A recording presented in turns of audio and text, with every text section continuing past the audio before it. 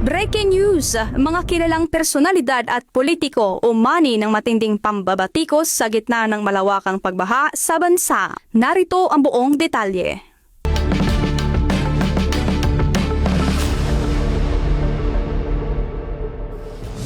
Umani ng matinding galit at pambabatikos mula sa mga mamamayan ang ilang kilalang personalidad at lider ng bansa sa gitna ng patuloy na paglutang ng perwisyo dulot ng malawakang pagbaha sa iba't ibang bahagi ng Pilipinas. Kabilang sa mga direktang inatake ng netizens sa social media sina Senator Erwin Tulfo, Sharon Cunita, Velma Santos at ang kilalang abogada na si Undersecretary Claire Castro. Nagsimula ang pag-init ng ulo ng publiko nang maglabas ng saloobin ang libo-libong pamilyang apektado ng baha na tila paulit-ulit na lamang ang paghihirap taon-taon nang walang nakikitang permanenteng solusyon mula sa pamahalaan. Inatake ng mga kritiko si Senator Erwin Tulfo dahil sa umano'y kawalan ng sapat at direktang aksyon o pondo para sa flood control projects sa kabila ng pagiging isa sa mga pinakamalakas na boses sa Senado. Pinuna ng netizen at tinawag nilang puro pananalita at media mileage imbis na gumawa ng batas na mapapanagot sa mga tiwaling kontraktor at ahensya ng gobyerno. Nakatikim naman ng Real Talk si Vilma Santos mula sa mga residente ng Batangas at kalapit lalawigan na binigyang diin ng marami ang kanyang mahabang record sa serbisyo publiko kung saan tinanong ng mga residente kung ano ang totoong nagawa ng kanyang nakalipas na administrasyon at pamilya sa mga infrastruktura laban sa pagbaha. Hindi rin nakaligtas ang megastar Sharon Cunita nang mag-post ito ng simpatiya sa social media. Imbis na maawa, pinalagan ito ng mga netizen at tinawag na out of touch o walang tunay na connection sa sitwasyon ng mahihirap. Lalo't mariing question ng publiko ang suporta ng kanyang pamilya sa mga nagdaang publiko at plataforma. Si Undersecretary Claire Castro naman ay dinagsa ng kritisismo ang kanyang mga pahayag sa radyo at internet matapos itong magbigay ng opinyon ukol sa pananagutan ng publiko sa basurang nagpapasikip sa mga estero. Ayon sa netizens, insensitive ang kanyang punto at tila ibinabaling lamang ang sisi sa mga biktima habang pinapaboran o pinaprotektahan ang kabagalan ng gobyerno. Naging venue ng iba't ibang social media platforms tulad ng Facebook, X or dating Twitter at TikTok para sa sunod-sunod na Real Talk at pambabatikos. Sigaw ng marami, hindi na dapat o sapat ang simpleng relief goods, pakikiramay o matatamis na salita mula sa mga sikat na personalidad at opisyal. Nananawagan din ng publiko sa pamahalaan at sa mga pampublikong opisyal na magkaroon ng tunay na transparency at accountability hinggil sa flood control budget upang matapos na ang dekadang sentro ng problema sa pagbaha sa Pilipinas. Para sa mga susunod pang update sa mainit na balitang ito, manatiling nakatutok dito sa Pinas News File. At para sa karagdagang detalye, narito at panoorin natin ang full video. Okay, so ngayon mapunta tayo sa mga balitang baha. Ang sabi ng alpok na si Claire Estupida ng Malacanang, ang sintok-sintok na si Claire Castro mabilat singiloy. Ang hambal sang alpok, one moment. Ako hindi ko talaga itago ang aking feelings. Kapansin-pansin ang mabilis na paghupa ng tubig. At ano ka bulag? Uy, alpot, may tumor ang utak mo, hindi ka makaprocess thoughts and reality? Kung noon hanggang tuhod ang baha ngayon ay halos hindi umabot sa gutter. Ay, bilat sing iloy. May nalunod ang mga tatlong mga estudyante doon sa may Batanes. Saan ba yun? Sa Batangas. Nalaglag sila sa sa taytay ng dinadaanan. Bilat sing iloy mo, Claire Gaga. Noon daw hanggang tuhod ay alpot, hanggang dito ang tubig ko. Galutaw ang mga bus, galutaw ang lahat. Are you fucking on drugs? Ano ka man, hindi mo ma-distinguish ang reality sa imong dream? You're hallucinating, Miss Castro. Sobra-sobra ka man yung diputo, waiting mo konsensya. I could understand that you're being paid to make the president look okay. I could understand that you're employed by the kanyang para malino conscience. You could at least be a little bit honest to say that, you know, we are.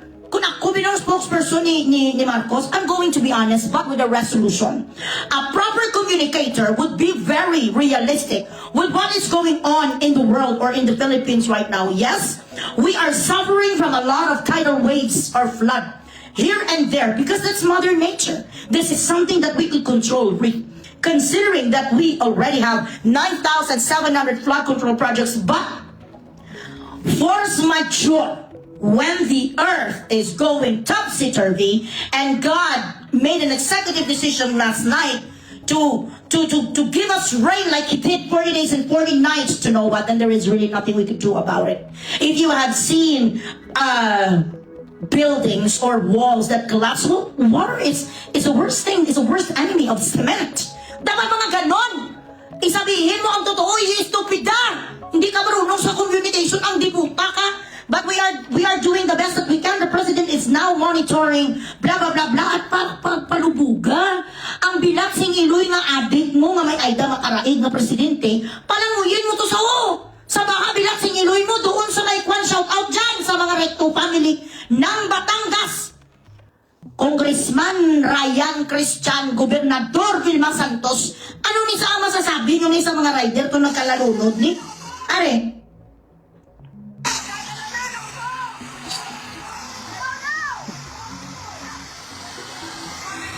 sandali lang kayo nagakuha ng ano. Hold on.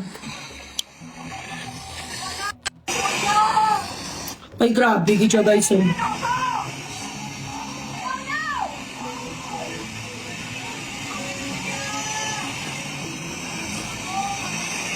Grabe oh.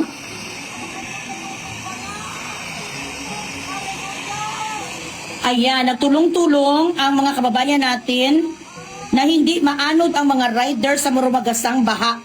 Nangyari ito ng Sabado ng gabi sa Lipa, Batangas. Vilma Santos, shout out. Shout out lang dyan, Ate V, mga Recto family. So bakit naging ganito kalala ang baha? Yung sa mga tawag ni, what do you call this, strong foundation ng inyong mga dike. Dahil kahit saan ka pong tugatog ngayon ng success, ang babalikan mo, ilupa pa rin. Kahit ang akala mo ngayon nasa paraiso ka na, naaano ka, lasing na lasing ka sa palakpak, lasing na lasing ka sa tagumpay, nasa tugato ka ng tagumpay, darating ang panahon, maimbyer na sa'yo si Jesus. Maimbyer na sa'yo ang Panginoon. Ay na, nalagapak ka masakit. Hindi ka lang namapiang, di po kakaibalido ka all your life for 4 times kang hindi makalakad, lahat ng spine mo, bubugin ng pagkakataon if you do not know how to humble yourself. Remember, everything that we have, the talent that we have, the skills that we possess, all the talents and skills should be given to Him for His worth, for His worthy, for His praises. Hindi sa atin. Maganda ka ngayon, baka bukas bilat si Iloy, masunog ka, pangit ka na. Grabe ka ngayon, sumayaw ka, kumanta, na pagkagising mo isang umaga, pipi ka na, bulag ka na. May polio ka na. So it could be in a snap of a finger, in a blink of an eye. Ano lang naman tayo dito sa mundo, bilat si Iloy. Amo gani, ngayon binaliktad nila ngayon ang Davao kung baka. Ano? Kung Davao ang nagabahan doon, wala ang pundo. Ang mga alpat na mga kakaputayan na naman, mga Duterte, baka sa Duterte. Na kung tutuusin, ang Davao is a vast area. Ilang cities da ang sakop ng Davao, halos 20 ka cities ang sakop ng Davao. Ilang mountains ang nandyan na sakop ng Davao. Siyempre kung magulang, di po pa lahat kapunta sa Davao Kaya for example, Davao ang pinaka-city, pero madaming mga sanga-sanga. So lahat na sila magbaha dahil vast ang ina-accommodated geographically speaking. So mas marami talagang tubig na mahuhulog bilat sa Iloy sa sa Davao. Di ang Batangas kanyang nalipa sa pagkaliit-liit. Bilat sa Iloy ang tidal wave dyan, Ate B. Ano ginagawa mo ngayon? Huwag ka muna mag-focus ngayon sa pagkamanyak sa nasawa mo, Sirap, kasi hindi naman na magbabago. Yan sa mga bibak at babes. Huwag ka mag-focus ngayon sa pagiging espiritek ng asawa mo. Wala nang ginawa kundi sa mga alpot. Yan ang diferensya sa iyo kasi do maglula ka na. Anong kitawagan do? Ano ka na ba na baduy? You have to upgrade the way you look. You have to stop looking like you're already like 97 because your husband does not find you attractive anymore. In this world right now, ang mundo, ang pagmamahal, ang everything is parang kiyapo. Maraming snatcher, maraming laway na laway sa mga asawa nyo may pera. Hindi dahil malalaki ang mga hindi dahil mga gwapo sila, gapangiridagan ni si Kiko. Nga ang itsura ni Kiko, chimpanzee. Tapos ang plastic man nga si Sharon. Ay, Diyos ko lang! Sharon, alam mo, ang pagka-plastic mo ngayon siya, grabe, hindi siya ka-OA. I used to really love you. Sharon, yan ako You know what I mean? Minsan doon nagising na lang sa isang araw, ilab na ilab sa sawa. Yayabang! Ano ginagawa mo sa sawa mo? Ang bukaw-bukaw yung mata, nga kiro-kirope siya. Araw-araw ko naman yan. I do not really believe that if a person likes a lot of physical attributes, they still look attractive. No. Attraction is physical. Hindi ka naman na-attract agad-agad pag amuna rin mo. Pag ano mo sa alam, talino, maamo ka na, attracted ka, no. Ay, lala, grabe ang bango ng hininga. Ay, labo ko, no. Na-attract ka dahil siya yung tipo, no. Na-attract ka dahil he has a very tantalizing hazel eyes. Na-attract ka kasi ang mga mata yan ng mga manarobing Padilla. Gabi Concepcion, kasi Kiko ka muna. In love sa kuno, kaya mo igod ka man. Storya Hiko. May tumor ang utak ni Castro, hindi niya alam pinagsasabi niya. Hanggang sa tuhod na lang anong nakikita noon daw, hanggang sa ulo ang baha. Hanggang sa pay mo ang baha, Castro, hindi hanggang sa gutter. So pumapasok ang baha sa pay mo, leptospirosis, kaya naggaga ka. Ang pangarap ko lang nga makita nga maanod si Castro bigaon alpot, may tumor ang ulo. Si Erwin nga bilat, si Iloy! Erwin Tulfo, Rich, hindi puta kawatan! Hindi ka pa rin magsalita tungkol sa blood control ang diputa ka sa Blue Ribbon Committee? Pinasa mo naman sa kanseron nga nag-bone marrow transplant ang bilat sa Iloy nga si Jesus Remulia? Bakit hindi ikaw ang magbusgit ulol? Diputa maraming namamatay, may nakaladagdag na mga kabataan sa riverbank.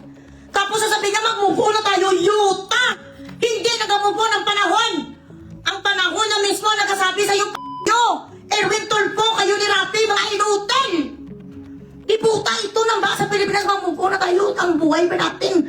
Naglibot-libot na sa baka, ang binatsing Iloy ka, ang buhay mo, hindi naglibot-libot sa lahat ng mga ina ka ng mga kirida mo!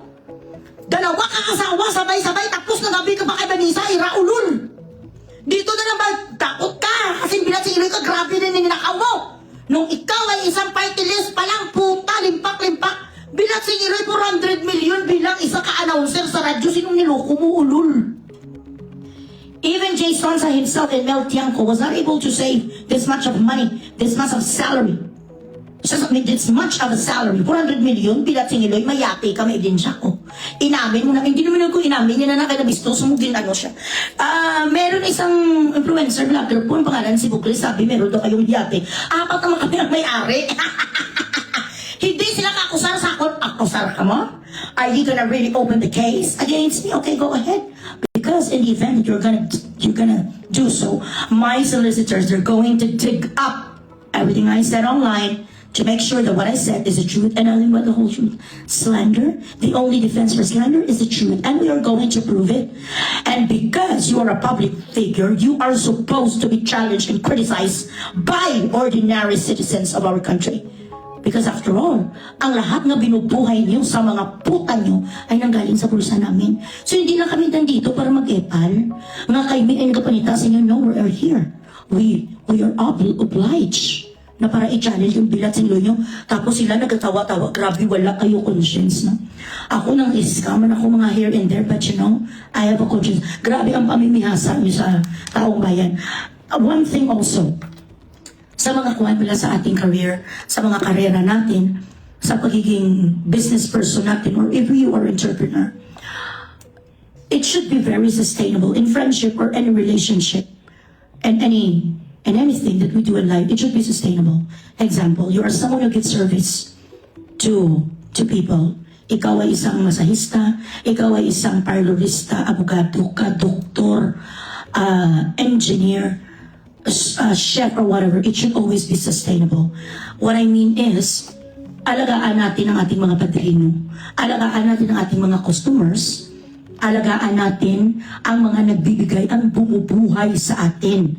At kung may nakikita tayo na may mga kliyente na talagang grabe sila to at mag-support sa atin, huwag nating abusuhan. Sa mga investors din, sa mga tao din na gustong ipalago ang kanyang pera sa isang negosyo ng isang kaibigan, kapatid, pinakilala o whatever, huwag rin kayong maging bugad swerte, huwag maging toxic. Kasi ako, for example, if I find you toxic, if you are one of my investors and I find you toxic, na maraming kadramahan sa buhay mo, wala tanda mo sa istorya, I will terminate it. I will terminate our contract and that's it. Kasi ayaw ko sa dami nga may istorya, ayaw kong ginaiyakan, ayaw ko mga sumba, ayaw ko nga ganun. Anything, any investments, any business is a risk. Kapag nag-invest ka sa isa ka bagay, magpatayo ka building, magpatayo ka school, patayo ka hospital, punch in the area. Patayo ka sa negosyo mo, punch in the area. Katulad sa akin. Oh, nagpag 6 months ang aking negosyo, may nagnakaw kaagad sa akin ahas. Nga si Adorasyon, I did not even see it coming because I trusted deep, you know? But I do not consider it as a mistake, I consider it as a lesson learned. Na maging careful na ako. Maraming salamat po sa panunood. Manatiling nakatutok lamang dito sa Pinas News File para sa mga susunod na balita na ating tatalakayin.